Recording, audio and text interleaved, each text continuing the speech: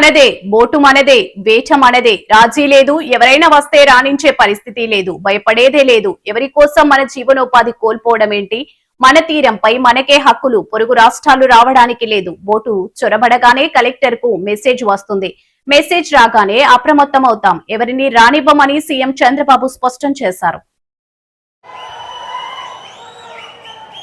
ఎవరైనా వస్తే వెంటాడతాం, వేటాడతాం తప్ప ఇక్కడికి అలో చెయ్యం.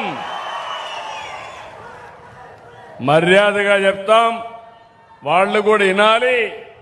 ఎవరెవరి హక్కులు వాళ్ళు కాపాడుకోవాలి. వాళ్ళ కోసం మన జీవనోపాధి కోల్పోవడం కరెక్ట్ కాదని మరొక్కసారి హామీ ఇస్తున్నా. అందుకే మన తీరంపై మనకే పూర్తి హక్కులు. పొరుగు రాష్ట్రాల వాళ్ళు రావడానికి వీలు లేదు. పూర్తి నిఘా పెడతాం. ఎవరో బార్డర్ దాటి వచ్చినా వెనక్కి పంపిస్తాం.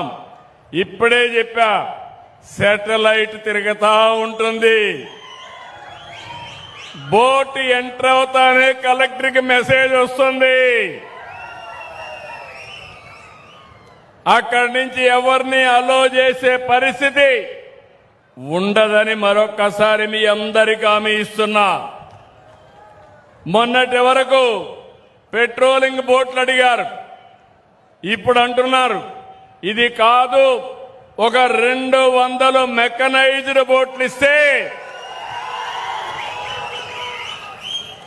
మన సరిహద్దుల వరకు ఎంత చేపలుంటే అన్ని చేపలు పట్టుకొని మేమంతా కూడా విదేశ మార్కెట్లో ఉత్పత్తి ఎగుమతి చేస్తామనే పరిస్థితికి వచ్చారు.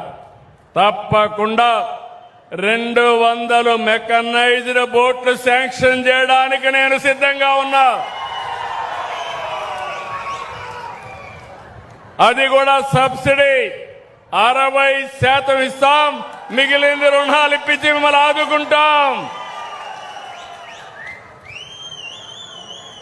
అందుకే మళ్ళీ చెప్తున్నా, తీరం మనదే, బోటు మనదే, వేట మనదే. ఇది సిబిఎన్ మాట.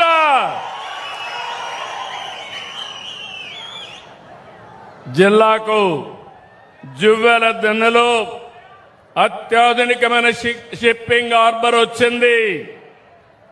288 కోట్లతో అభివృద్ధి దిన్న షిప్పింగ్ హార్బర్ నిర్మాణం జరుగుతోంది.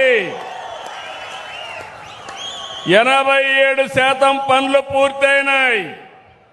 ఈ హార్బర్ జిల్లా మత్స్యకారులకు ఒక సుదీర్ఘమైన కళ. ఇది మీకోసం నిర్మించింది. మిమ్మల్ని ఆర్థికంగా బలోపేతం చేయడమే ఈ హార్బర్ యొక్క ఉద్దేశం. ఇది మీ సొంతం. దీనిపైన ఫేక్ ప్రచారాలు నమ్మద్దండి. నేను ఒక విషయం ఇక్కడ చెప్పాలి. ఇన్ని సంవత్సరాలు సముద్రం ఉంది, మీ జీవితం మాత్రం మారలా. సముద్రం సంపద ఉంది, ఆ సంపద మనం ఉపయోగించుకోవాలా. చేపలు పట్టుకుంటున్నాం, కాదు గీదు అంటే ఉప్పు మండించుకుంటున్నాం. అవునా కాదా? కాదు. నా ఆలోచన చేపలు పట్టుకుంటాం, అదే సమయంలో కొత్త టెక్నాలజీలు, సీవీడ్ కల్చర్ ఉంది, గేమ్ చేంజర్. సముద్రపు నీటితో సీవీడ్ కల్చర్ చేసి మీ జీవితాల్లో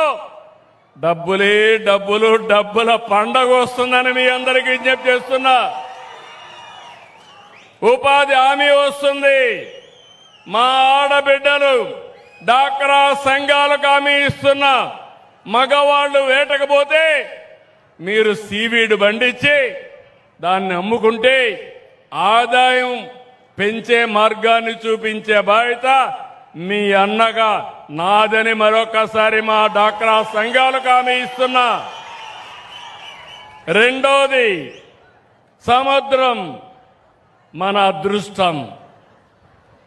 1000 కిలోమీటర్లు ఉండడం మన వరం. ఇక్కడ గాని సక్రమంగా ఉపయోగించుకుంటే ఇక్కడ పనిచేసే మత్స్యకారుల పిల్లలు జీవితాలు బంగారు భవిష్యత్తు అవుతాయి. ఎందుకంటున్నానంటే ఈ మాట మీరు గుర్తుపెట్టుకోవాల్సిన అవసరం ఉంది. నాగరికత ప్రారంభించింది నీళ్లు ఎక్కడుంటే అక్కడ. ఆ రోజు కృష్ణా జిల్లా ఉంది, విజయవాడ పైకొచ్చింది, ఇక్కడ సోమశిల వచ్చింది, నెల్లూరు జిల్లా పైకొచ్చింది, గోదావరి వచ్చింది, రాజమండ్రి గోదావరి జిల్లాలు పైకొచ్చాయి.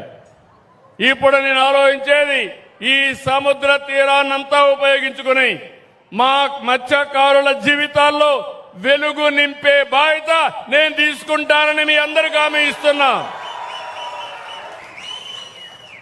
సముద్రం లేకపోయే చొరవ, సాహసం, రెండోది మీకుండే మెలకువలు.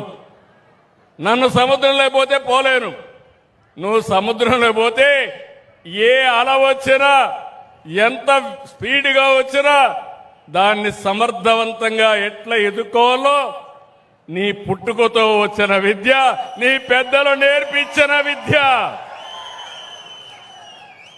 అలాంటిది మీకందరికీ చదువు చెప్పించి మీ పిల్లల్లో మెలకువలు పెంచితే మీరందరూ కూడా రేపు టూరిజం వస్తే ఈ ప్రాంతం అంతా ప్రపంచానికే ఒక హబ్బుగా తయారవుతుంది. మా మత్స్యకారులకు ఉపాధి వస్తుంది. ఇంకో పక్క ఒక పక్క చేపలు పెంచుకుంటూనే నేను ఇంకొక కూడా నిర్ణయం చేశాను. ఈ యొక్క చేపలు మంచి ఆహారం. మళ్ళీ మళ్ళీ చెప్తున్నా, ప్రపంచమంతా ఎందుకు కొంటున్నారంటే ఇప్పుడు ఎక్కువగా కార్బోహైడ్రేట్స్ తింటున్నాం. బియ్యం అంటే కార్బోహైడ్రేట్, అది తింటే షుగర్ వస్తుంది. షుగర్ వస్తే గేట్వే ఫర్ ఆల్ డిసీజెస్, అన్ని రోగాలకు గేట్వే. అదే గాని మా మత్స్యకారులు పండించిన చేపలు తింటే ఇది ప్రోటీన్. ప్రోటీన్ తింటే డయాబెటీస్ రాదు. డయాబెటీస్ రాకపోతే మీ ఆరోగ్యం బాగుంటుంది. నేను ఈ మధ్యకాలంలో రైస్ తినడం మానేశా. నేను తినేది ప్రోటీన్ తింటున్నా. ఆ ప్రోటీన్ పండించేది మా మత్స్యకారులని మరొక్కసారి విజ్ఞప్తి చేస్తున్నా. ఇంతవరకు మార్కెట్ చేసుకోలేకపోయాం. నేను మీ అందరికీ మార్కెట్ మేనేజర్గా పనిచేస్తా. మీ చేపలకు గిరాకీ సృష్టించే బాధ్యత నాది, అమ్మించే బాధ్యత నాది.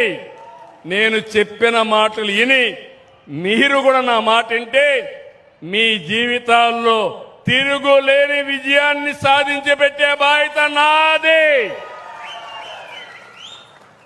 ఇంకో పక్క ఈ పోర్ట్లన్నీ మీరు చూస్తే ఎక్కడెక్కడ ఫిషింగ్ హార్బర్లు కావాలనో ల్యాండింగ్ కోసం ఏర్పాట్లు చేయాలని అన్ని దిక్కలా చేస్తాం.